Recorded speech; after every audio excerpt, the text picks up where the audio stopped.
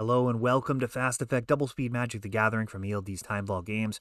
We have Josh on the left on Landstill against Josh on the right playing Tron. And skipping ahead to figure out what cards may be worth putting in the slideshow, this looks like an insane matchup. We have an accumulated knowledge mirror. That is always a complicated thing to navigate accurately. And I guess we will see if it is accurate or if this is just absolute chaos. We have AKs fired off early, which is not typically where you want to be in the mirror. And another one on top of that. So standstill is apparently resolving. Yeah, not even breaking the standstill with an AK. So we have standstill on board, and that is going to, of course, be a patience game. Whoever plays the first spell is going to allow their opponent to draw 3 cards. Flavor text says it all. Love the card. In general, people play against it wrong, given every chance. They either break it when they shouldn't, or they just drag the game out when they have no chance of winning the long game. And, putting the hard decisions on your opponent's side of the table is a pretty solid strategy, especially in the Swiss rounds. Of course, as you get to the top 8, players are going to be more accurate. But if you haven't had a lot of reps against standstill, it can be a real mess to try and figure out how you're going to get past the massive amount of card advantage. Of course, the question is, who's going to fare better underneath a standstill? Josh has a Tron land, so he'll have a mana advantage, and he is cycling Decree of Justice here. This could be a disaster. Josh, very familiar with the card, knows exactly how that'll work. He's going to go ahead and stifle. Josh is going to get 3 cards out of the standstill being cracked. Does the stifle stop the tokens from Decree? And it looks like it will. All of that colorless mana would have loved to convert into a quick win for Josh. And instead, both players just with full grips. Josh just seems like he'll have a huge mana advantage this entire game. Stifle going to have a lot of utility in this matchup. As we saw there, essentially countering an uncounterable effect with Decree. Usually that's just a control mirror breaker. When you cycle a Decree during the end step, get a whole bunch of bodies, draw a card. You're committing to the board in a way that can't be easily interfered with. Even if they Wrath of God, they're still down a card, and they've tapped out 4 mana, potentially allowing you to step through with something even more punishing. Prohibit, going to stop an impulse. Just a little bit of firefighting here. Fairy Conclave. Another quasi-uncounterable way of establishing a clock in the control mirror. And Josh looks like he's tanking. Flooded Strand. Grabbing blue or white. When you're able to play those on-color fetch lands, really does help the mana base a ton. They are so good, even without the revised duels to fetch. We have a mana leak stopping a Parallax Tide. That would have been essentially a one-sided Armageddon. Masticore, not a great threat against Josh. Discarding a card each turn is not super exciting. And a second Parallax Tide. We have 6 lands to choose from, so Josh will be left with a single land. If this actually does its thing.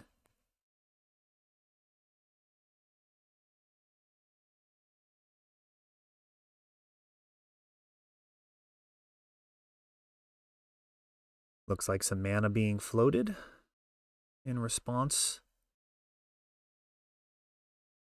to all of this. So all of these lands have been removed.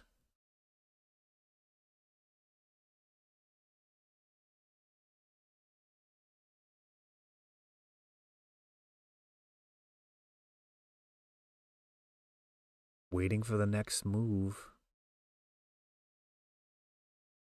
Glad we do this at double speed.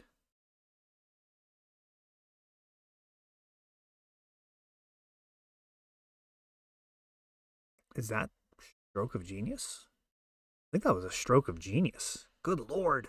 That is a lot of mana. So Tron reloading. That's new art on Stroke of Genius. Let me know if I'm wrong on that. Interesting build here. So blue-white. It's a ton of mana. This Parallax Tide is taking out half of Tron's mana base. We have a Disenchant. Now if this blows up the Tide here, this is a little surprising because the Tide was going to go away anyways. But just picking his spot. Josh fires that off on his turn before Landstill gets to untap and potentially defend the Parallax Tide's ETB trigger with more resources on hand. All of those lands actually coming back. That Parallax Tide accomplishing basically nothing at that point. You really do need to get rid of their lands permanently. Now, this is a card that originally did not work the way that we play with it in Premodern. It was pretty much immediately errated to make sure that you couldn't do the type of shenanigans that are now routine in our format. Stan's still coming down. It looks like AK is going to be breaking it.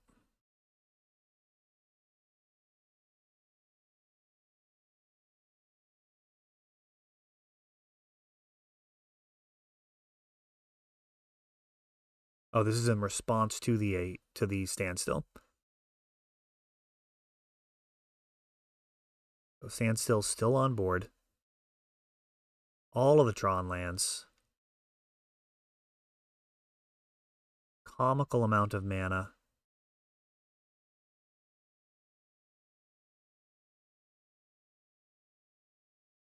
And a gigantic decree being cycled here. Josh doesn't have the answer to it this time and scoops it up.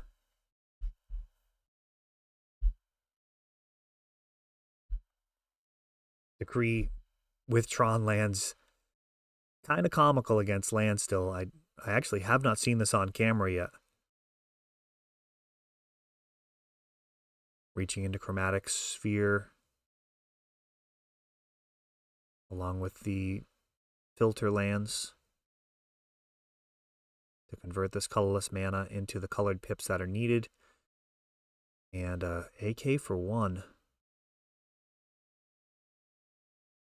A lot of the time in control mirrors like this, the player who misses their first land drop is incredibly far behind. We'll see if it plays that way. Seal of Cleansing is going to be a problem. That can force the timing issues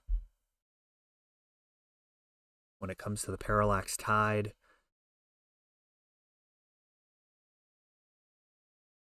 Find openings to not lose half your lands, or all your lands, is how it would typically go, but the speed of this game, Josh is just continuing to make land drops.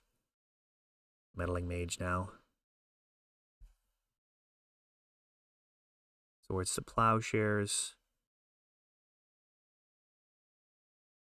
Finds another mana leak.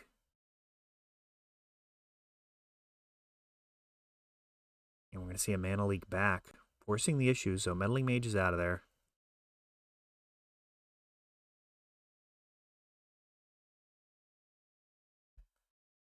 It's amazing.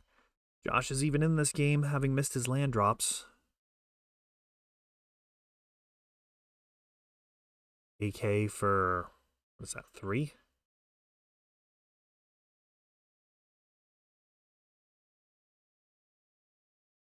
Yeah, typically, if your opponent's playing AK for 1 and 2, you're going to be very happy to be playing yours for 3 and 4. You're resolving 3 and 4. They're not resolving 5 and 6. Masticore does get mana leaked. And here's Parallax Tide.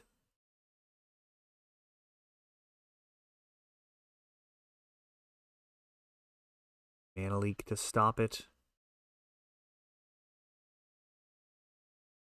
A lot of counters early on, doing their jobs.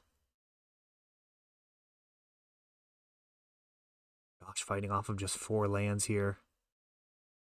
And just a gigantic stroke of genius. Factor Fiction and Response. 4 lands and a Wrath of God.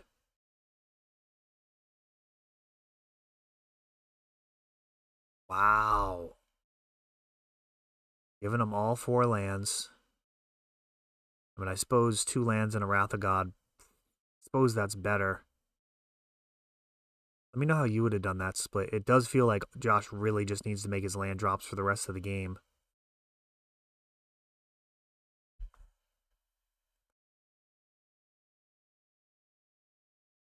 Wrath of God is a clean answer to Decree, and Josh does seem to be light on win conditions.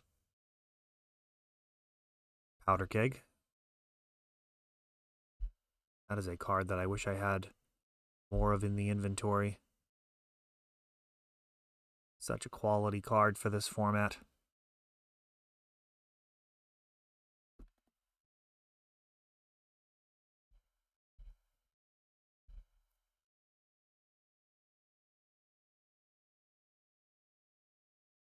And a gigantic Decree.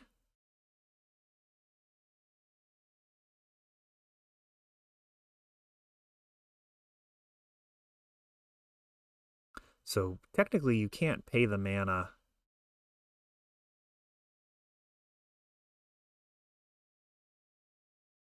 For those unfamiliar, Decree of Justice has a activated ability and a triggered ability. When you activate Decree's ability, that's its cycling. You pay 2 and a white. And then there's a trigger where you can pay X when you cycle it to create that many 1/1 soldiers. By the time you're paying the X, that's the resolution of the triggered ability. So if your opponent's paying that mana, you're actually past the point where you're going to be stifling it. I believe both players understood that. It did kind of come up earlier.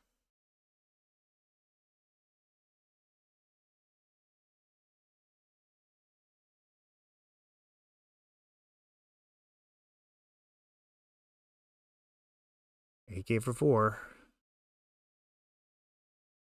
See what Josh can do to convert this card advantage into something meaningful, moving to discard.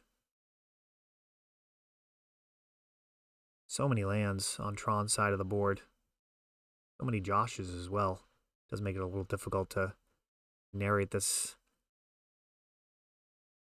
in a completely clear way. We have an AK for 5 incoming.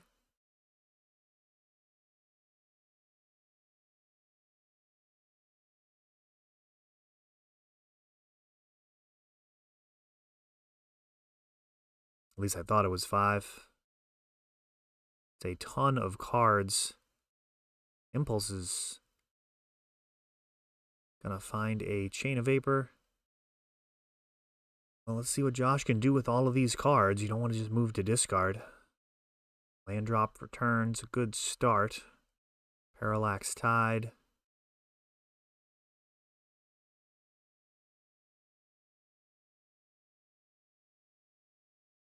And some type of counter, perhaps a null. That might be another printing of a null that doesn't immediately jump to mind. A Dust Bowl could just play a really long game and just start knocking out Josh's Tron. Looks like he does do that. If you can go after one of the Tron pieces, you can essentially nullify all the other ones. For example, killing all of the towers. Power plant and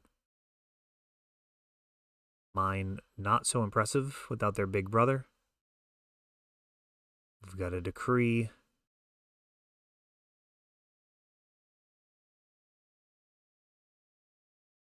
And just multiple stifles? Is that what we're seeing here? No, he's getting 10 guys. Has to move to discard a couple of cards. Chain of Vapor in a land. Well, Josh has to answer this right now.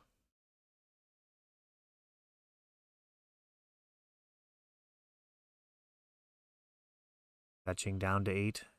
would seem to indicate he's going to be able to at least handle the soldiers.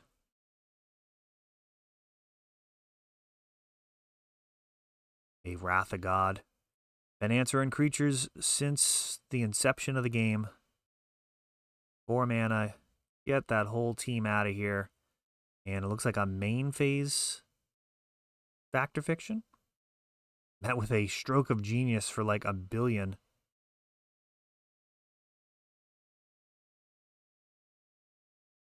This is wild. As I was setting up the slideshow, didn't even catch what was going on with Stroke of Genius. That is different art than I'm used to. Big fan of the Urza's block art. New one from, I believe, Dominaria Remastered. But what a workhorse it's been for Josh, generating insane card advantage. But both players really just working with a full grip. We'll see who can actually interact with the opponent the most.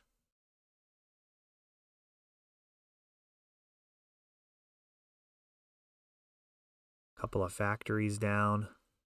I don't suspect that's how this game will go. Attacking for factory for 5 turns. Going to be pretty tough facing down a powder keg and a seal, though the keg has ticked up.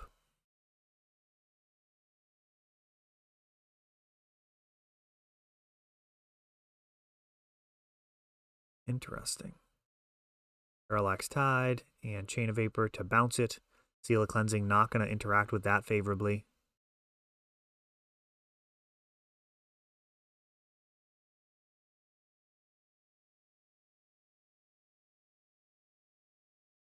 Josh temporarily hobbled on his mana base. Still lots of colorless.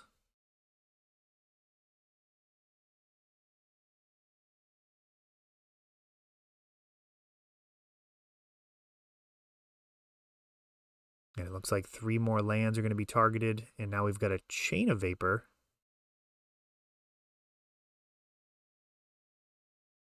So the original lands that were exiled with it will now come back.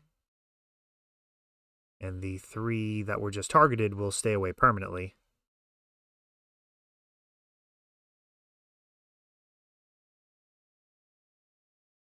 It looks like some thought was being given into bouncing Powder Keg by sacking a land. Not really worth it. I mean, I think it's probably better off at 1 for land still. If it can blow up a pair of factories on attack. Kind of a worst case scenario. Meddling Mage and Masticore. Wrath of God does handle Masticore even though it regenerates. Nope, he's got a Swords to Plowshares for it.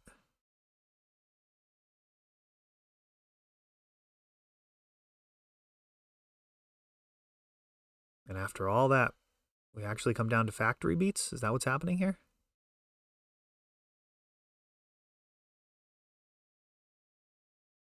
Not a ton of cards left for Josh. He has drawn a absolute, comedic amount of cards. Land's still playing at a really breakneck pace. Fighting to try and make this a chance at going to game 3. You're going to need enough time in game 3 to have it matter as well. And look at this, these factories assembling. Parallax Tide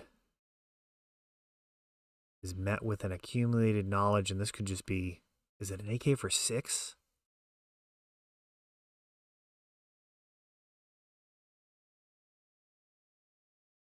What an absurd game. I think Josh, taking a look, realizes Tron's side of the board, not going to be able to win, even with all of those cards, and we're on to game 3. That is wild.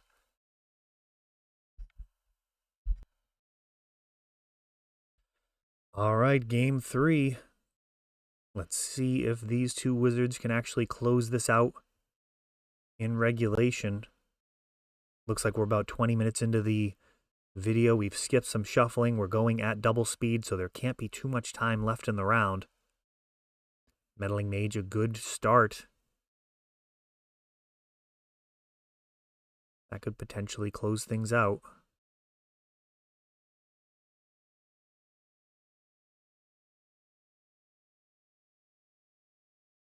Josh had an option to take Swords to Plowshares off of that impulse. Parallax Tide gets mana leaked. I don't think we've seen a replenish from Josh.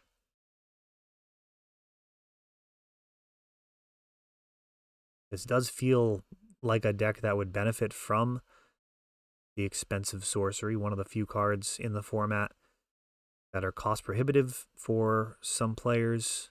Cards like Mox Diamond, Phyrexian Dreadnought, Gaia's Cradle probably don't see as much play, especially in the international results, as they might otherwise, just due to the sheer cost of the cards. Replenish. Maybe in that category. People can't necessarily just play it on a whim. It's also not the easiest card to track down. I typically don't have that many copies of it in stock. I'm actually playing foil copies in my Enchantress build, not on purpose, just because those are the ones that I have in store to play with.